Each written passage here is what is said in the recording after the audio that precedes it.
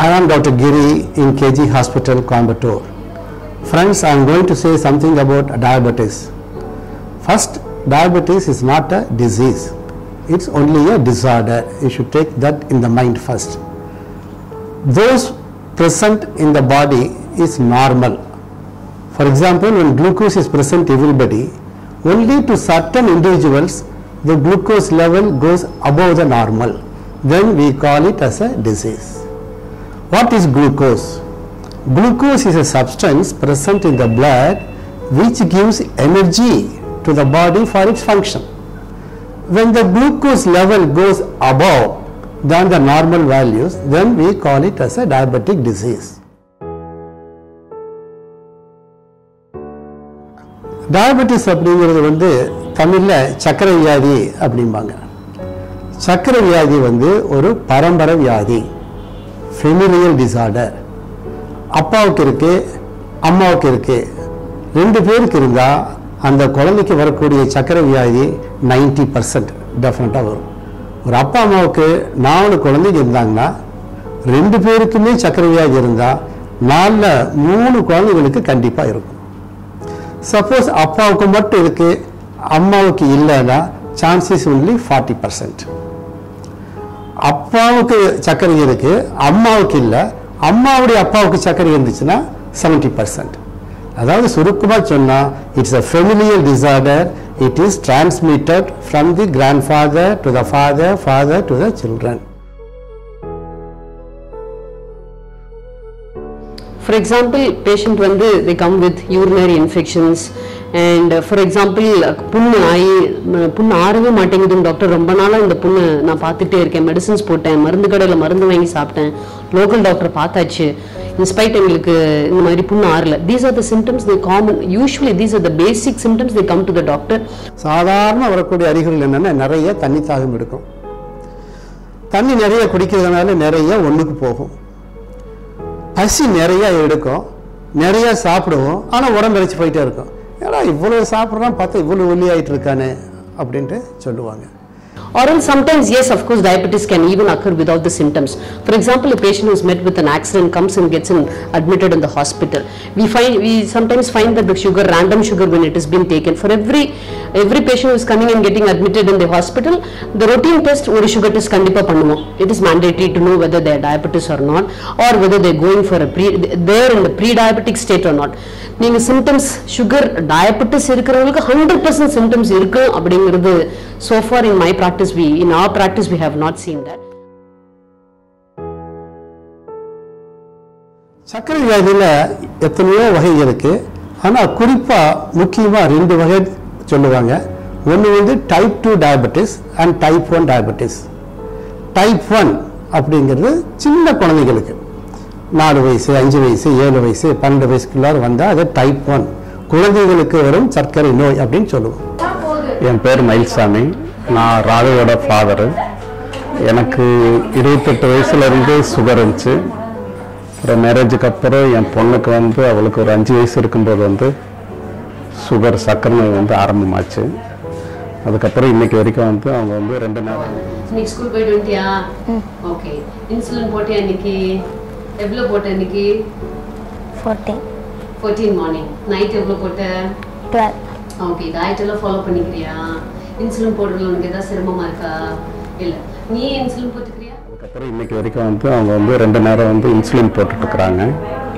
Insulin போட்டதுனால கொஞ்சம் improvement இருக்குது. ஆனால் வந்து உணவு பழக்க வழக்கத்தில் கொஞ்சம் கரெக்டாக இருந்தால் நல்லா இருக்கிறான். ஏதோ வந்து இனிப்பு அதிகமாக சாப்பிட்டானா சர்க்கரை அளவு கூடுது, அதை வந்து கண்ட்ரோல் வச்சு சுகரில் சாப்பிடாம இந்த மற்ற அதிகமான வந்து இந்த ஜங்க் ஃபுட்டெல்லாம் சாப்பிடாமல் இருந்தால் கரெக்டாக இருக்குது. இப்போதைக்கு அவன் வந்து எக்ஸசைஸ் பண்ணி நல்லா வந்து நார்மலாக இருக்கிறான். 25 வயசுக்கு மேலே சர்க்கரை வந்துச்சுன்னா அது டைப் 2 டயபெட்டிஸ்ன்னு சொல்லுவோம். சாரோட நேம் வந்து பார்த்தீங்கன்னா மிஸ்டர் ராமநாதன். சார் வந்து இப்போ திருச்சி ரோட்லேருந்து வராரு. சாருக்கு வந்து இருக்கிற டயபெட்டிஸ் டைப் வந்து பார்த்தீங்கன்னா டைப் 2 டயபெட்டிஸ் அப்படின்னு சொல்லுவாங்க. அதில் தான் சாருக்கு லாஸ்ட் 5 இயர்ஸாக வந்து ட்ரீட்மெண்ட் எடுத்துகிட்டு இருக்காரு. Thanks Karthi sir. நான் 5 இயர்ஸாக ட்ரீட்மெண்ட் எடுத்துகிட்ருக்கேன். I am feeling for better now. Of course in between fluctuations are there. Doctors and team நல்லா டெஸ்ட் பண்ணி அப்பப்போ என்ன ட்ரீட்மெண்ட் எடுக்கணும், என்ன what kind of test I undergo all kind of test. Periodically I consult doctor. I am feeling for better. நான் சுகரை கம்ப்ளீட்டாக avoid பண்ணிட்டேன். வாக்கிங் ரெகுலராக போகிறேன், மெடிசின்ஸ் ரெகுலராக எடுத்துக்கிறேன், பீரியாடிக்காக டாக்டர் கன்சல்ட் பண்ணுறேன். So this keeps me in good state. I used to get extremely exhausted. So that was the stage at which I came to the doctor here, and over a period of time with all the medication and treatment I am feeling far better. சர்க்கரை வியாதி இருக்கிற பெண் கர்ப்பமாகும் போது அது கர்ப்பத்தினால் வரக்கூடிய சர்க்கரை வியாதியாகவும் இருக்கலாம். சில நேரத்தில் கல்யாணம் ஆகிற வரைக்கும் சர்க்கரை வியாதி இருக்காது. கல்யாணமாய் கர்ப்பம் ஆகும்போது அதுக்கு பின்னாடி ஒரு சர்க்கரை நோய் வரும்.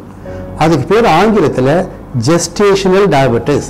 பிரசவ காலத்தில் சுகருடைய தன்மை அதிகமாகுது. காரணம் இன்சுலின் குறைவாக சுரக்கிறதுனால. தாய்க்கு இன்சுலின் ஏற்றதாக இருக்கும். குழந்தை தாயிடத்திலிருந்து இன்சுலின் எடுத்துட்டு வளர்றதுனால அந்த தாய்க்கு இந்த இன்சுலின் பற்றாக்குறை வர்றதுனால இந்த ஜெஸ்டேஷனல் டயபெட்டிஸ் பிரசவ காலத்தில் சுகருடைய தன்மை அதிகமாகிறது. ஸோ இதுக்கு நம்ம இன்சுலின் மட்டும்தான் ட்ரீட்மெண்ட்டாக கொடுக்குறோம். உங்களுக்கு எத்தனை மாசமாக இப்போ எத்தனாவது மாசத்துல இப்போ இருக்கீங்க? 7. இப்போ 9 months, 7 monthsலேருந்து ஸ்டார்ட் ஆச்சு. 9 months, இப்போ 7 monthsலேருந்து ஸ்டார்ட் ஆச்சு. 7வது மாசத்துல நீங்க லேடி டாக்டர் கிட்ட போகும்பொழுது லேடி டாக்டர் கிட்ட சுகர் டெஸ்ட் பண்ணாங்க. Yes ma'am. முதல் 3வது மாசத்துல டெஸ்ட் பண்ணாங்களா? டெஸ்ட் பண்ணும்போது பார்டர் லெவலில் இருந்துச்சு. பட் அதை கண்ட்ரோல் பண்ணிக்கோங்கன்னு சொன்னாங்க. அது நான் கண்ட்ரோல் பண்ணி விட்டுட்டேன். ஸோ 7வது மாசம் தான் எங்ககிட்ட நீங்க வந்தீங்க. சரி, உங்க ஃபேமிலியில வேற யாருக்காச்சும் பாரம்பரியமா அம்மா அப்பாக்கு யாருக்கா சுகர்? யாருக்குமே சுகர் இல்லை. யாருக்குமே சுகர் இல்லை. இது உங்களுக்கு எத்தனாவது பிரசவம்? First time. கடைசியா ஒரு சர்க்கரை வகை இருக்கு. அது எப்படின்னா நிறைய மது சாப்பிட்றது அல்லது சில வைரஸ் கிருமியினால வயிற்றுக்குள்ள இருக்கிற இந்த பான்கிரியாஸ்ங்கிற உறுப்பு கெட்டு போச்சுன்னா இன்சுலின் செக்ரீஷன் மாறுபடும். அப்போ வர்றது. ஸோ சொல்ல போனால் 4 வகையான டயபெட்டிஸ். டைப் 1 குழந்தைகளுக்கு, டைப் 2 பெரியவங்களுக்கு, கர்ப்பகாலத்தில் வர்றது 1, அப்புறம் கடைசியாக பான்கிரியாஸுடைய வியாதியினால் வர்றது. இதுதான் டைப்ஸ். ஹாய், டயபெட்டிஸ் வந்து இஸ் கில்லர் டிசீஸ் சொல்லிட்டு கரெக்டாக தான் சொல்கிறாங்க. ஏன்னா டயபெட்டிஸ் வந்ததுக்கப்புறம் வந்து உடம்புல இருக்க நிறையா உறுப்பில் வந்து டேமேஜஸ் ரொம்ப சிவியராக வர முடியும். அஸ் அ கிட்னி டாக்டர் வந்து நாங்கள் பார்க்குறது வந்து இப்போ இருக்கிற காலத்தில் வந்து every day we are seeing நிறைய பேஷண்ட், புது பேஷண்ட் வந்து கிட்னி வியாதியால் அவதிப்படுறதை பார்க்குறோம். இருக்கிற எல்லா டயபெட்டிஸ் காம்ப்ளிகேஷனில் இந்த கிட்னி வியாதி வந்து பேஷண்ட்டை வந்து ரொம்ப உருக்குலை. ஸோ அதனால் வந்து அந்த கிட்னி வியாதிக்கு வந்து நம்ம ரொம்ப முக்கியத்துவம் கொடுக்க வேண்டிய ஒரு சூழ்நிலையில் இப்போ இருக்கிற காலத்தில் இருக்கோம். நம்ம சுகரில் வந்து வரதுக்கு முன்னே நம்மளுக்கு நிறைய டைம், ஒரு 5 years 10 years முன்னே தெரிஞ்சிடும் சுகரால் வந்து கிட்னி பிரச்சனை வரப்போகுது. பேஷண்ட்க்கு தெரியறதுக்கு முன்னே தெரியுது. பட் நிறைய பேர் வந்து அது அக்கறை காமிக்கிறது இல்லை. டயபெட்டிஸ் ஒரு கிரானிக் வியாதியாக இருக்கிறதுனால அது ஒரு ட்ரீட்மெண்ட்டுக்கு நிறைய கமிட்மெண்ட் தேவை. அது வந்து சீரியஸாக நம்ம கமிட்டடாக ரெகுலராக பேஷண்ட் டயட்லேயும் டேப்லெட்லேயும் டாக்டர் விசிட்லேயும் எல்லாத்துலேயும் கரெக்டாக இருந்தால் மட்டும்தான் டயபெட்டிஸோட அவங்க நார்மலாக அவங்களோட வாழ்க்கையை வாழ முடியும். இப்போது சுகரால் கிட்னி வியாதி வந்து கஷ்டப்பட்ட ஒரு பேஷண்ட்டு நம்ம பார்க்குறோம். இப்போது குற்றாலநாதன், இப்போ உங்களுக்கு வந்து உங்களோட சுகரால் நீங்கள் உங்களுக்கு கிட்னி பிரச்சனையோட வந்து கஷ்டப்பட்டுட்டு இப்போ கொஞ்சம் ட்ரீட்மெண்ட்டில் இருக்கீங்க.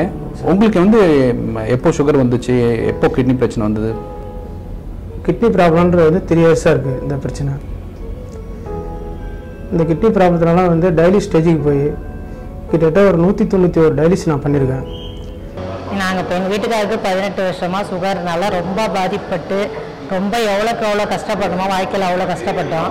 3 வருஷமாக கிட்னி ப்ராப்ளம் வந்து அதில் எவ்வளோ டயாலிசிஸ் போட்டு அதில் எவ்வளோ வாழ்க்கையை இழந்து அவர் ரொம்ப தவிச்சு, பிள்ளைங்கலேருந்து வாழ்க்கை எல்லாமே தவிச்சு, பணத்துக்கு பணமும் போய் மனசுக்கு மனசும் போய் உடலுக்கு உடலும் போய் அவ்வளோ கஷ்டப்பட்டார் வாழ்க்கையில். கிட்னி கெட்டு போச்சு அப்படின்னா டயாலிசிஸ் பண்ணணும். டயாலிசிஸ் ஃபெயில் ஆச்சுன்னா இன்னொருத்தர் கிட்னி எடுத்து மாற்றி வைக்கணும்.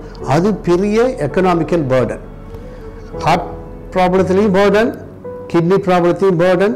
ஸ்ட்ரோக் வந்துருச்சுன்னு வச்சுக்கோங்க, கூடவே ஒரு ஆள் இருக்கணும் பாத்ரூம் போகிறதுக்கு, குளிப்பாட்டுறதுக்கு, ட்ரெஸ் பண்ணுறதுக்கு. அப்போ அந்த ஆளுக்கு சாப்பாடு, அந்த ஆளுக்கு செலவு. So it is a very very economically burden disease.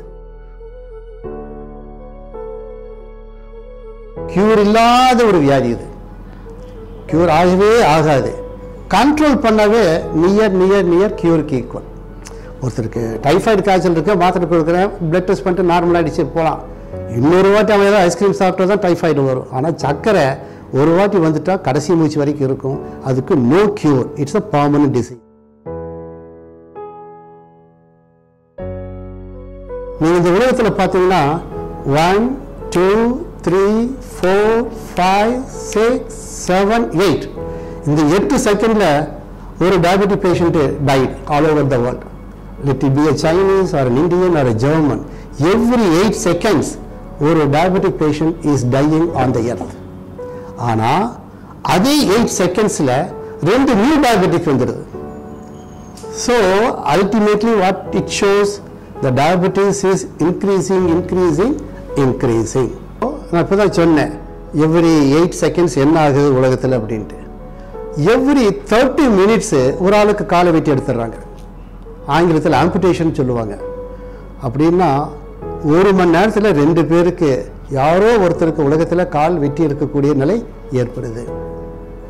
இதுவும் ஒரு diabetic dreaded complication. Foot must be examined like our face every day. You can prevent a foot complication.